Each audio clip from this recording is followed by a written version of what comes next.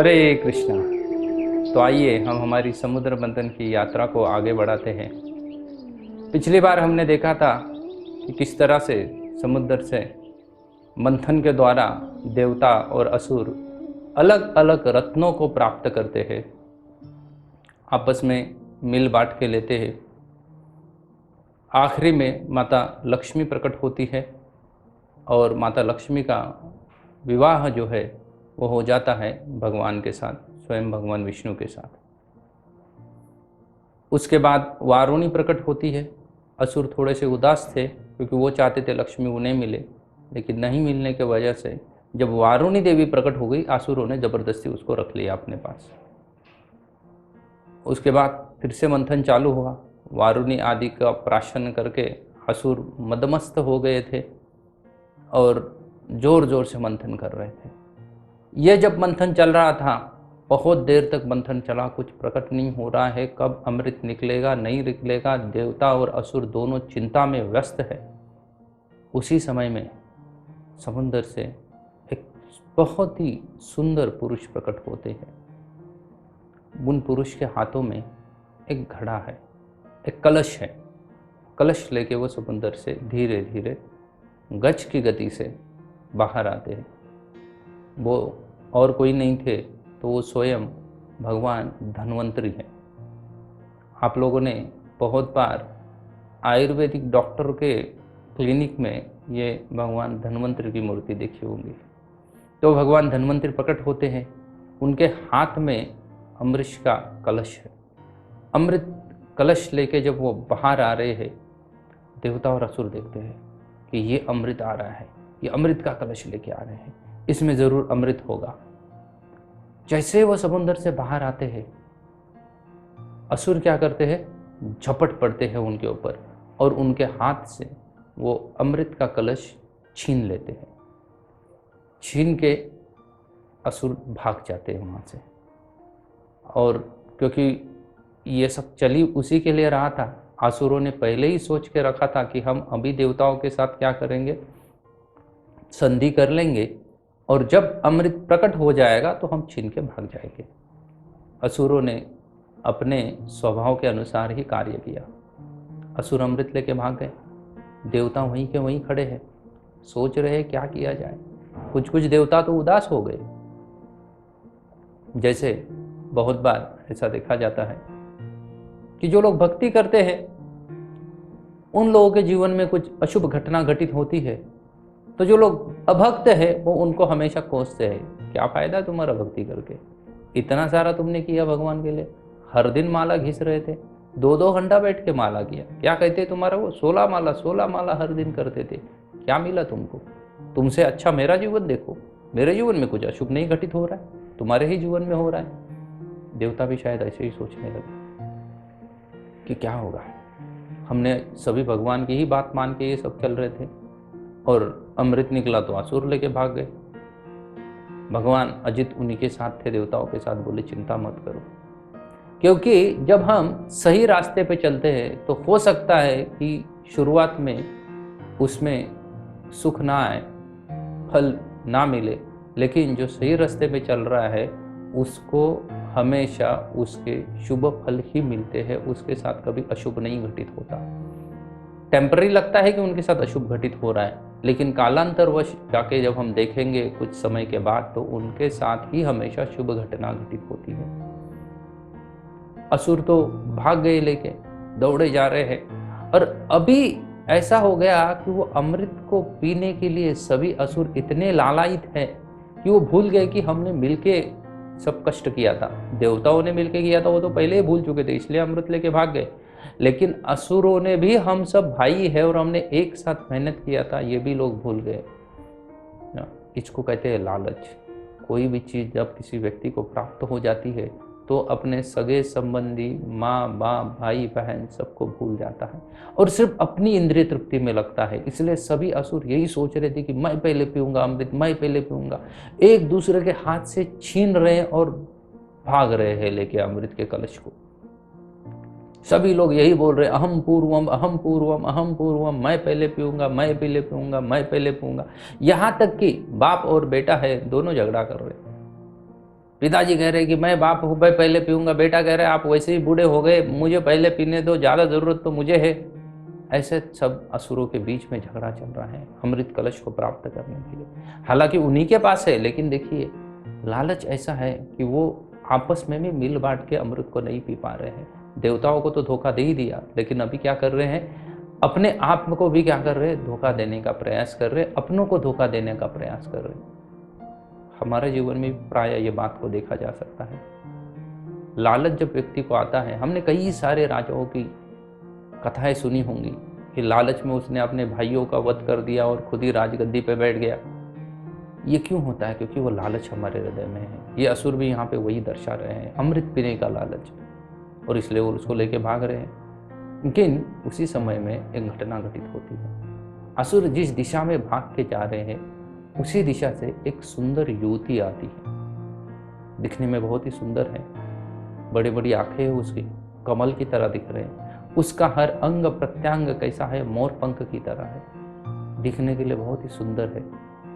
पूरी अपनी युवा अवस्था में है, चंचल नयन है उसके, और वो चंचल नयनों से पूरे सृष्टि को निहार रही है, और वहां से चलते हुए असुरों की तरफ आती है। वो दूसरी तीसरी कोई ना होके वो है मोहिनी मूर्ति। भगवान स्वयं मोहिनी मूर्ति, मोहिनी रूप को धारण करके असुरों के सामने प्रकट होते हैं। अभी ये असुर लालच में दौड़ रहे थे। जैसे ही मोहिनी मूर्ति को देखते हैं, सभी के सभी रुक जाते हैं, स्तब्ध हो जाते हैं। सभी मोहिनी मूर्ति को देखने लगते हैं। उनका सौंदर्य इतना है कि मोहिनी मूर्ति का सौंदर्य देख के असुर अमृत को तक भूल जाते हैं कि हम अमृत लिए हुए हैं, और अमृत को क्या करना है, प्राशन करना है हमें। भूल गए हैं असुर और मोहिनी मूर्ति की तरफ देख रहे हैं। मोहिनी मूर्ति उनके नजदीक आते हैं। अभी कुछ देर पहले असुरों के बीच में लालच था, और इसलिए वो कलश को लेकर भाग रहे थे अमृत प्राशन करने के लिए। अभी क्या हुआ, असुरों की काम वासना बढ़ गई। युवा स्त्री को देख लिया उन्होंने, बहुत ही सुंदर है, उसके अंग प्रत्यंग सुंदर है, और उसको देखते ही उनकी काम वासना क्या हो रही है, बढ़ती जा रही है। ऐसा ही होता है सामान्य जीवन में भी। व्यक्ति का जब काम वासना बढ़ती है तो व्यक्ति क्या हो जाता है, अंधा हो जाता है, समझ में नहीं आता उसको, आंधे की तरह करता है व्यवहार। समझ में नहीं आता कि सही क्या है और गलत क्या है, क्या चीज मुझे करनी चाहिए और कौन सी चीज मुझे नहीं करनी चाहिए। काम वासना का यही प्रभाव है। बहुत बार ऐसा देखा गया है, काम वासना में आके लोग अपनी फैमिली तक छोड़ देते हैं, अपने माता पिता को तक छोड़ देते हैं, अपनी पत्नी को छोड़ देते हैं, अपने बच्चों को छोड़ देते हैं। ये सब काम का प्रभाव है। काम बहुत ही बुरा चीज़ है। उसका असर भी जब व्यक्ति के ऊपर होता है, कामांध जब व्यक्ति होता है, देखो दो प्रकार के अंध बुरे हैं, जब व्यक्ति धनांध हो जाता है या कामांध भी हो जाता है। धन के वजह से व्यक्ति क्या हो जाता है, अंधा होता है, दूसरे के साथ कैसे बर्ताव करना है उसको पता नहीं चलता। वैसे ही काम के वजह से भी व्यक्ति अंधा हो सकता है। काम स्त्री के शरीर को देख के उत्पन्न हुआ है असुरों में, और असुर भूल गए हैं कि हम क्या कर रहे थे। वो कलश किसके हाथ में है वो भूल गए। उसके पहले तो झगड़ा कर रहे थे, अहम पूर्वम। कुछ असुर तो बोल रहे थे, अरे भाई देखो थोड़ा, देवताओं ने भी तो हमारे साथ ही मेहनत किया है, उनको भी तो थोड़ा अमृत पिलाओ। ऐसा क्यों कह रहे हैं ये लोग? क्योंकि कभी कभार हम खुद कुछ कार्य को नहीं कर सकते, तो फिर कहते हैं कि यार इसके साथ भी तो करो, तो उसको दे दो थोड़ा सा, इसको दे दो। बहुत बार जब भक्त लोग प्रसाद के लिए बैठते हैं, और अगर रसगुल्ला किसी को एक्स्ट्रा चाहिए, तो कहेंगे वो जो बांटने वाले को, अरे इसको नहीं मिला है जो मेरे बाजू में बैठा है। इसका मतलब क्या है कि इसको भी दे दो, और जब तुम यहाँ तक आ ही गए हो तो मुझे भी एक दे के जाओ। ऐसा लोगों का स्वभाव रहता है। तो कुछ असुर ऐसे भी स्वभाव के थे, लेकिन अभी सबके सब स्तब्ध हो गए हैं। काम उनके ऊपर क्या हो गया है, हावी हो गया है। समझ में नहीं आ रहा उनको कि हमारे हाथ में अमृत है, जो हमारी आयु बढ़ाने वाला है, बुद्धि बढ़ाने वाला है, शरीर को बलशाली बढ़ाने वाला है, हमें वार्धक्य से मुक्त कराने वाला है। ये सब चीजें भूल गए, और वो मोहिनी मूर्ति को जाके पूछ रहे हैं कि कहाँ से आई है आप? इतनी सुंदर स्त्री तो हमने इसके पहले हमारे जीवन में कभी नहीं देखी थी। वो मोहिनी मूर्ति को पूछ रहे हैं कि आप कहाँ की रहने वाली है। हालांकि वो भगवान ही है स्वयं, लेकिन स्त्री का रूप धारण किए हुए इतने सुंदर दिख रहे हैं कि मानो माता लक्ष्मी भी उनके सामने फीकी पड़ जाए, इतना सुंदर रूप उन्होंने धारण किए हैं। और उनको ये असुर क्या कर रहे हैं, अपनी काम वासना के वश उनसे जाके बात कर रहे हैं और कह रहे हैं कि उनके सामने वो ऐसा दिखा रहे हैं कि हम सभी के सभी क्या है, जेंटलमैन है, कोई झगड़ा नहीं चल रहा है हमारे बीच में। और वो मोहिनी मूर्ति को पूछ रहे हैं कि आप कहाँ जाने वाली, कहाँ से आने वाली है, और उनको ही कहते हैं कि हमने ये बहुत बड़ा पराक्रम किया है, क्योंकि हर कोई जब काम से आंधा हो जाता है तो स्त्री के सामने अपनी बड़ाई चाहता है। तो सभी असुर यही कह रहे हैं कि हम क्या है, इतना मेहनत किया, हमने मंथन कर दिया, देवता थे हमारे साथ लेकिन उन्होंने कुछ बड़ा कार्य नहीं किया, जैसे वो ऐसे ही खड़े थे समुद्र के तट पे। मंथन तो हमने किया, पूरा मंथन का कथा सुनाए कि कैसे हमने उठा के मंदार पर्वत लाया। अरे मंदार पर्वत लाया तो तुम सबकी हड्डी पसली एक हो चुकी थी पर्वत के गिरने की वजह से, लेकिन ये बात नहीं बता रहे वो मोहिनी मूर्ति को। हर कोई मोहिनी मूर्ति को क्या करना चाहता है, इम्प्रेस करने का प्रयास कर रहे हैं। और उनको कहते हैं कि ये अमृत है तो आप आई है यहाँ पे, तो हम चाहते हैं कि आप ही आपके हाथों से हमें अमृत पिलाए। देखो कितनी मूर्खता है, जिसको ना जानते हैं ये इसको काम कहते हैं। काम की वजह से ये अंधे हो चुके हैं, तो देख नहीं पा रहे, समझ नहीं पा रहे कि यह जानना पहचान कहाँ से आ गई, ये युवती कहाँ जाने वाली। वो पूरा अमृत का जो कलश है वो क्या कर रहे हैं, उनको प्रदान कर रहे हैं, कह रहे हैं कि आप इसको बांटो करके, आप ही हमें इसको पिलाओ, आपके हाथों से हम अमृत पिएंगे। काम जब व्यक्ति के ऊपर छा जाता है तो उसकी बुद्धि क्या होती है, भ्रष्ट हो जाती है, समझ में नहीं आता। धर्म और अधर्म के बीच की बातें नहीं समझ में आता। अधम जैसा व्यवहार करने लगता है व्यक्ति। ऐसा ही कुछ व्यवहार जो है असुर कर रहे हैं यहाँ पे। वो मोहिनी मूर्ति को वो जो कलश है वो थमा देते हैं मोहिनी मूर्ति के हाथ में। मोहिनी मूर्ति को कहते हैं कि आप ही हमें बांट दो। उसके बीच में बहुत सारा वार्तालाप होता है, लेकिन हम तो सिर्फ शिक्षा देख रहे हैं। और उनको कहने लगे कि हमें प्रतीत होता है कि आप बहुत ही पवित्र स्त्री हैं, आपके इतनी पवित्र स्त्री हमने पूरे संसार में कभी नहीं देखी, इसलिए आप ये अमृत हमें पिला दो। मोहिनी मूर्ति असुरों को कहती है कि ठीक है, आप इतना अनुनय विनय कर रहे हैं, प्रार्थना कर रहे हैं, तो मैं आपको अमृत तो पिला दूंगी, लेकिन मैं चाहती हूँ कि जब मैं अमृत पिलाऊंगी तो मुझे कोई किसी भी प्रकार की रोक टोक नहीं चाहिए, कोई ऑब्जेक्शन नहीं चाहिए। स्वयं भगवान है, वो तो चाहते ही थे कि अमृत का जो कलश है वो मेरे हाथ में दे करके ये असुर लोग। और मोहिनी मूर्ति हर किसी की तरफ ऐसे कातिल नज़र से देख रही है कि हर किसी को लग रहा है वो सिर्फ मेरे तरफ ही देख रही है, और ये अमृत प्राशन करने के बाद ये मेरी ही भार्या बनेगी, मेरे साथ ही विवाह करेगी। तो हर किसी के अभी दिल में अमृत पीने से ज़्यादा भी इच्छा क्या है, मोहिनी मूर्ति से विवाह करने की, और इसलिए उन्होंने उनको दे दिया है अमृत का कलश। मोहिनी मूर्ति ने कहा कि देखो भाई, मुझे कोई रोक टोक नहीं चाहिए, मैं बांटूंगी तुमको अमृत। हो गई। देवता को भी बुलाया गया। कुछ असुर कहने लगे कि हाँ, वो लोग थे वहाँ पे, देख रहे थे, इतना कुछ ज़्यादा कार्य नहीं किया, लेकिन थे हमारे साथ। तो मोहिनी मूर्ति ने कहा तो चलो ठीक है, वो भी आपके साथ थे तो उनको भी बुलाया जाए, आप दोनों को हम बांटेंगे अमृत। असुरों ने बुलाया देवताओं को। अभी हर कोई उनको इम्प्रेस करने के लिए उनकी हर बात को मान रहे हैं मोहिनी मूर्ति के। देखो, काम जब किसी व्यक्ति में छा जाता है, आंधा हो जाता है व्यक्ति काम के वजह से, तो वो समझ में नहीं आता। जिस स्त्री के पीछे वो स्त्री लंपट हो चुका है, जिस स्त्री के पीछे वो पागल हो चुका है, उसकी गलत बातों को भी क्या करता है, हाँ ही कह देता है। उन्होंने बुलाया देवताओं को। मोहिनी मूर्ति ने असुरों के ऊपर ज्यादा प्रेम है मेरा ये दिखाने के लिए कहा कि आप लोग यहाँ मेरे नजदीक बैठो और देवताओं को थोड़ा दूर बिठाओ। वैसे ही हो गया, देवता बैठ गए, असुर एक साइड में बैठ गए। फिर मोहिनी मूर्ति ने कहा असुरों को कि देखो, ये जो देवता है ना, ये मुझे थोड़ा डिस्टर्बेंस लग रही है ये सब अमृत पिलाने के इसमें।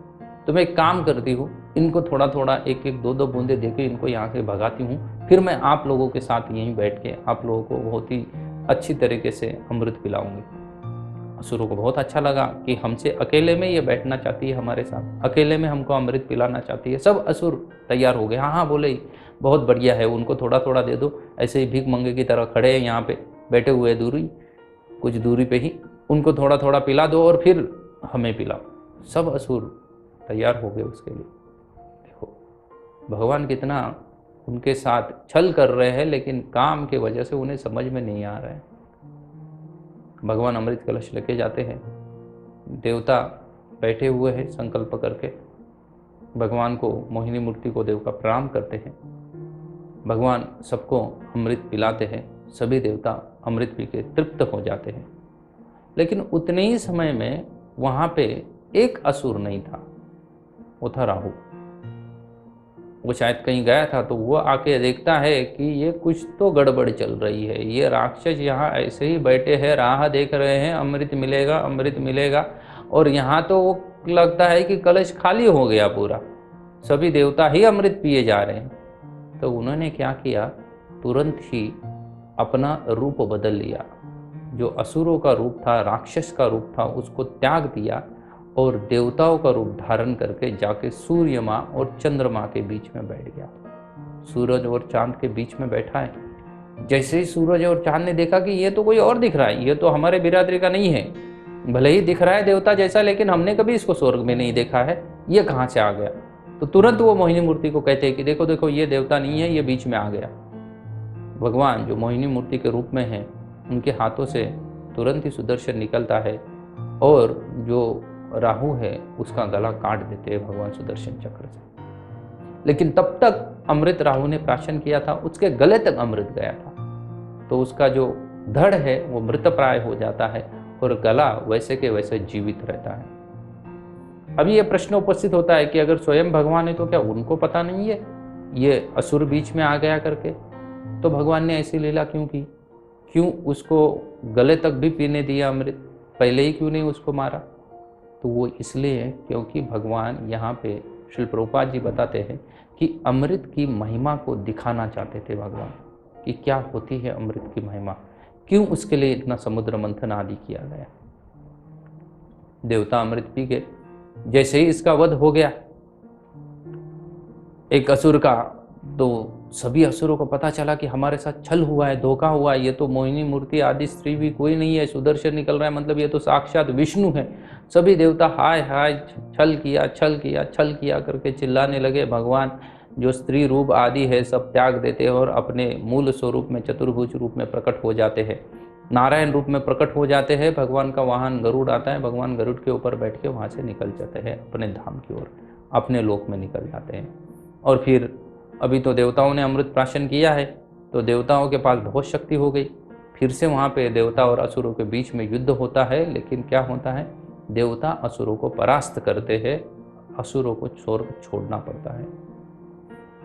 कुछ लोगों को ये लगेगा कि ये जब बट रहा था अमृत, तब असुरों ने ऑब्जेक्शन क्यों नहीं लिया?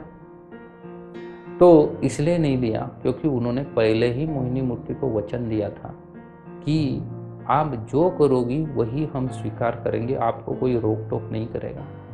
देखो जब व्यक्ति काम के प्रभाव से आंधा हो जाता है, तब उसके सामने कुछ गलत चीज भी हो रही है तो भी गलत वचन किसी को दिए हुए, गलत व्यक्ति को दिए वचन भी क्या करता है, वो पालन करता है। सही वचन का भी पालन नहीं करता, लेकिन काम के वश में आके गलत वचनों को तक पालन करता है। ऐसे ही ये असुर यहाँ पे कह रहे थे या कर रहे थे।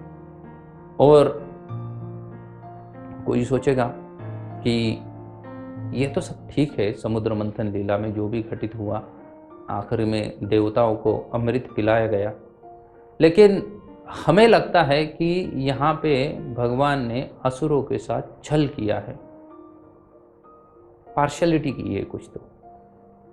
तो नहीं, भगवान ने पार्शियलिटी नहीं की है। क्यों पार्शियलिटी नहीं की है भगवान ने? क्योंकि देखिए आचार्य जन कहते हैं, जब स्कूल में एक टीचर सभी विद्यार्थियों को सिखाता है, लेकिन कुछ विद्यार्थी रहते हैं वो टीचर का हमेशा सुनते हैं, उनको जो होमवर्क दिया जाए तुरंत कर देते हैं, हमेशा फर्स्ट बेंच पे बैठते हैं, जो भी टीचर बताएंगे उसको ध्यानपूर्वक सुनते हैं। और कुछ बच्चे रहते हैं उनको कितना भी टीचर समझाने का प्रयास करेगा वो नहीं मानते हैं, पिछले बेंच पे बैठेंगे, टीचर का ही कुछ ड्राइंग निकालेंगे और हंसेंगे ऊपर से अपने ही बीच में। तो ये असुर और देवता में यही फर्क है। तो जो स्टूडेंट रहते हैं, जो टीचर का सुनते हैं, आगे बैठते हैं, तो कई कबार ऐसा हो सकता है कि टीचर उनको थोड़ा सा ज़्यादा फेवर देते या उनकी तरफ थोड़ा ज़्यादा ध्यान देते। लेकिन जो पीछे बैठे वाले वो वैसे ही सुन नहीं रहे, होमवर्क नहीं कर रहे, कभी कोई प्रश्न नहीं पूछते हैं, टीचर ने बताई हुई समय पे अपना होमवर्क कंप्लीट नहीं करके लाते हैं, तो ऐसे स्टूडेंट की ओर टीचर थोड़ा कम ध्यान देते हैं। इसका मतलब ये नहीं कि टीचर कोई पार्शियलिटी कर रहे हैं, क्योंकि जब पढ़ाने का समय था तो टीचर सबको एक ही समय में एक ही चीज़ पढ़ाते हैं, लेकिन ये कभी प्रश्न ही नहीं पूछते क्योंकि वो पढ़ाई नहीं कर रहे। और जो पढ़ाई करने वाला हमेशा प्रश्न पूछता है, तो सहज भाव से है कि टीचर जो है वो जो प्रश्न पूछने वाले का उत्तर देने के लिए उसको थोड़ा ज़्यादा समय दे। ऐसा ही है, ये जो असुर है उनका इंडिपेंडेंट माइंडेड है वो थोड़े से, लेकिन देवता वैसे नहीं है। देवता हमेशा भगवान की बात को सुनते हैं, भगवान ने जो कहा है उसी को अपने जीवन में उतारते हैं। हमारे बीच में भी हो सकता है, हम भी कई बार अपनी इंडिपेंडेंट मेंटालिटी को आगे दर्शाते हैं। कोई कहता है कि चलो भगवद गीता पढ़ो, कहते नहीं नहीं, कहाँ है मेरे पास समय भगवद गीता पढ़ने के लिए। कोई कहता है कि चलो भाई थोड़ा मंदिर चलो, दर्शन लेके आते हैं भगवान का, कहते नहीं नहीं, मैं बहुत बिजी हूँ काम में, इतना बिजी हूँ, कहाँ मेरे पास समय है दर्शन लेने के लिए, पूरा का पूरा मैं व्यस्त हूँ अपने काम में। और ऐसा जब करते रहते हैं तो इंडिपेंडेंट मेंटालिटी है हमारी, तो हमारा स्वभाव भी कैसा है, असुरों जैसा स्वभाव है। इसलिए हमें अपने आप को संभलना चाहिए। ये पूरा बहुत ही गहन विषय है। ये जो समुद्र मंथन की लीला है बहुत लंबी लीला है, लेकिन बहुत ही कम समय में सिर्फ शिक्षा प्रदान करने के लिए मैंने इसमें से कुछ चीज़ों को आपके सामने प्रस्तुत किया है। आपको खुद के पास कभी समय मिले तो श्रीमद् भागवतम के अष्टम स्कंद से इस लीला के जितने भी सारे अध्याय हैं, 5वें अध्याय से लेकर आगे, आप उसको पढ़ सकते हैं। और श्री प्रभुपाद जी ने बहुत ही सुंदर तरीके से इनके ऊपर अपने तात्पर्य लिखे हैं। वो हर तात्पर्य शिक्षाप्रद है, हर तात्पर्य में प्रभुपाद कुछ ना कुछ हमें शिक्षा प्रदान कर रहे हैं। उसमें से कुछ शिक्षाओं को मैंने आपके सामने प्रकट करने का प्रयास किया। इस पूरी कक्षा में समुद्र मंथन की आखिर जब अमृत प्रकट होता है तो उसमें हमने क्या क्या सीखा, तो हम थोड़ा फिर से एक बार देखते हैं। हमने प्रथम चीज़ तो देखी कि किस तरीके से अमृत प्रकट होते ही असुर छीन के भाग जाते हैं। अपनी इंद्रिय तृप्ति हमेशा व्यक्ति सोचता है कि प्रथम हो जाए, बाकी किसी ने कितनी मेहनत की, मुझे मदद किया है या नहीं किया है, कुछ नहीं सोचते हैं, सिर्फ अपनी इंद्रिय तृप्ति सोचते हैं। अपने आप को हर चीज़ का क्रेडिट लेना चाहते हैं। करते वक्त तो हम टीम वर्क करते हैं, लेकिन जब प्रेजेंटेशन करते हैं तो ऐसे दिखाते हैं कि टीम वाले सब निठल्ले थे, कोई कुछ कर नहीं रहा था, जो भी कार्य हुआ वो मैंने अकेले ने किया। ऐसा ही असुर सोच के वो अमृत कलश लेके भाग रहे थे। ये तो पहली शिक्षा हमें प्राप्त होती है। दूसरी शिक्षा प्राप्त होती है कि किस तरीके से काम की वजह से अगर व्यक्ति आंधा हो जाता है तो अपने हाथ में कितनी भी अच्छी चीज़ क्यों ना हो उसको भूल जाता है। जिस तरीके से मोहिनी मूर्ति को देख के असुरों ने क्या किया था, भूल चुके थे वो कि हम अमृत के लिए इतनी सारी मेहनत किए, समुद्र मंथन आदि के द्वारा गुजरे, हम इतने सारे कष्ट सहन किए, लेकिन उनकी सुंदरता को देखते हुए, मोहिनी मूर्ति की सौंदर्य को देखते हुए असुर भूल चुके थे ये सभी चीज़ों को। काम के प्रभाव से व्यक्ति अंधा हो जाता है और फिर मोहिनी मूर्ति को इम्प्रेस करने के लिए जो गुण अपने अंदर नहीं है वो भी अपने अंदर है ऐसा समझ के उनको बताने का प्रयास कर रहे थे। हम देख सकते हैं, मैंने बहुत पहले सुंदर सा फोटो देखा था, उसमें एक बिल्ली आईने में देख रही है और अपने आप को शेर देख रही है, हालांकि वो है नहीं शेर, लेकिन वो समझ रही है। ऐसे असुर वो मोहिनी मूर्ति के सामने आके ऐसा व्यवहार कर रहे हैं जैसे कि हम देवताओं से भी श्रेष्ठ हैं, बहुत ही जेंटलमैन है। कभी कभी हम ऐसा ही करते हैं,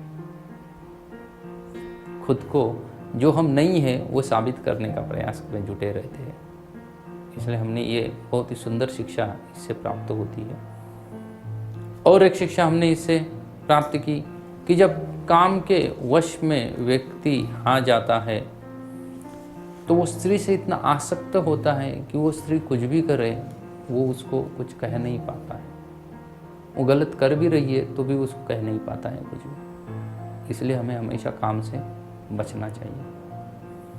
ये पूरी जो हमने सीरीज लिए, जो भी 5-6 सत्र हुए ये समुद्र मंथन की शिक्षाप्रद सत्र में, हमने देखा कि काम, क्रोध, लोभ, मोह, मद, मात्सर्य, ये 6 क्या है? षड्रिपुज है और ये 6 के 6 दोष है। इनसे व्यक्ति को खुद को हमेशा बचाना चाहिए। काम के वजह से भी हमारा क्या हो सकता है? पतन हो सकता है। क्रोध से भी हमारा पतन हो सकता है। लोभ के वजह से भी पतन हो सकता है। मोहित अगर हो जाते हैं तो भी पतन हो सकता है, भक्ति के मार्ग पे चल रहे हैं वहाँ से। मद हो जाते हैं तो भी, काम वासना में मद होने की वजह से अंधे बन जाते हैं तो भी हमारा पतन हो सकता है। तो ये सभी जो अनर्थ है हमारे हृदय में रहते हैं। सिर्फ इस समुद्र मंथन की लीला से नहीं, श्रीमद् भागवतम में ऐसे कई सारी लीलाएं वर्णित हैं जो भगवान समय समय पे हमें कुछ ना कुछ शिक्षा प्रदान कर रही है। ये सभी लीलाएं हमें कुछ सिखाना चाहती है, लेकिन बहुत बार हम सोचते हैं कि कौन देखेगा अध्यात्म, क्यों पढ़नी है इतनी किताबें, कौन वो हरे कृष्णा करता रहेगा। लेकिन हम जानते नहीं कि हम यहीं से कुछ अच्छी शिक्षा प्राप्त करेंगे। क्योंकि आप कितने भी अच्छे भी क्यों ना हो, आपके पास बहुत अच्छा ज्ञान है, बहुत इंटेलिजेंट है, आप बहुत बड़ी डिग्री प्राप्त की है आपने, IIT से है, IIM से है, अलग अलग बहुत नामी संस्थाओं से आपने डिग्री हासिल की है, लेकिन उसके बाद भी अगर आपका चारित्र्य अच्छा नहीं है तो इन डिग्रियों का क्या लाभ? आप भी देखते होंगे जितने सारे लोग आजकल साइबर क्राइम चलता है, बहुत लोग क्या कर रहे हैं, दूसरे के अकाउंट से पैसे चुरा लेते हैं, आपको पता तक नहीं चलता। आपको क्या लगता है साइबर क्राइम करने वाले अनपढ़ लोगों का काम है? पहले कोई पॉकेट मार जो रहते थे, किसी का पॉकेट चुरा लेते थे, वो तो चलो अनपढ़ थे, लेकिन साइबर क्राइम करने वाले कोई अनपढ़ नहीं है, बहुत पढ़े लिखे हैं ये सभी लोग, लेकिन उसके बाद भी गलत कार्य में लगे हुए हैं। आजकल हम देखते हैं जो टेररिस्ट आदि है उनके पास भी बहुत बड़ी बड़ी टेक्नोलॉजी रहती है, तो उसको चलाने के लिए भी कोई अनपढ़ लोग नहीं कर सकते ये कार्य। सब पढ़े लिखे हैं, लेकिन उसके बावजूद भी सभी लोग उनको गाली देते हैं। क्यों? क्योंकि उनका चरित्र अच्छा नहीं है। अच्छा चरित्र अगर हमें चाहिए तो हमें काम, क्रोध, लोभ, मोह, मद, मात्सर्य के ऊपर क्या करना पड़ेगा? विजय प्राप्त करना पड़ेगा। और अगर इसके ऊपर विजय प्राप्त करते हैं तो डेफिनेटली हम भक्ति भी कर सकते हैं आसानी से।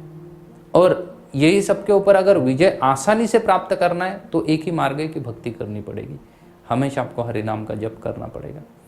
उससे आसानी से आप ये 6 के 6 जो अनर्थ है हमारे हृदय में, उनके ऊपर विजय प्राप्त कर सकते हैं।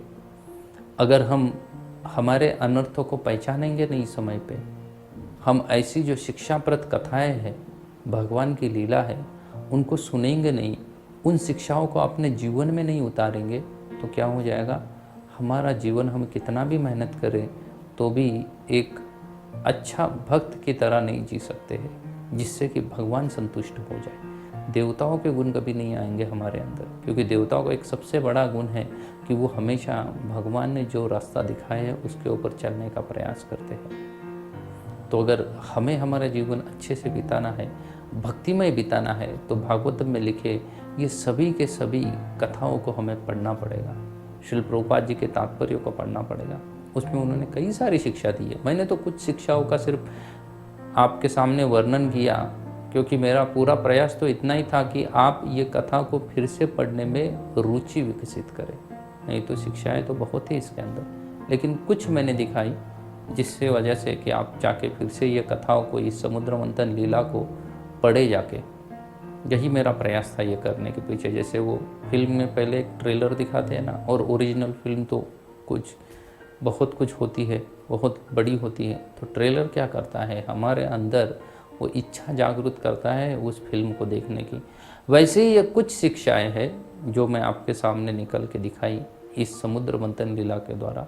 वो सिर्फ इतना ही प्रयास था कि आप सभी लोग ये जो समुद्र मंथन की लीला है ये स्वयं श्रीमद् भागवतम से जाके पढ़ने की इच्छा जागृत हो आपके हृदय में। तो मेरा यही आपसे विनती है कि आप श्रीमद् भागवतम से इस लीला को पढ़िए और जितनी सारी शिक्षाएं इससे ले सकते प्रभुपाद ने दी है, परपट में लिख के अपने तात्पर्य में लिखा हुआ है, उनको समझिएगा, अपने जीवन में उतारिएगा, तो फिर आपका जीवन क्या हो जाएगा, कृतार्थ हो जाएगा। आप भक्ति के मार्ग के ऊपर बहुत ही दृढ़ता से चल पाएंगे। इतने ही बोल के मैं ये समुद्र मंथन लीला को यहीं पे विराम देता हूँ। हरे कृष्णा।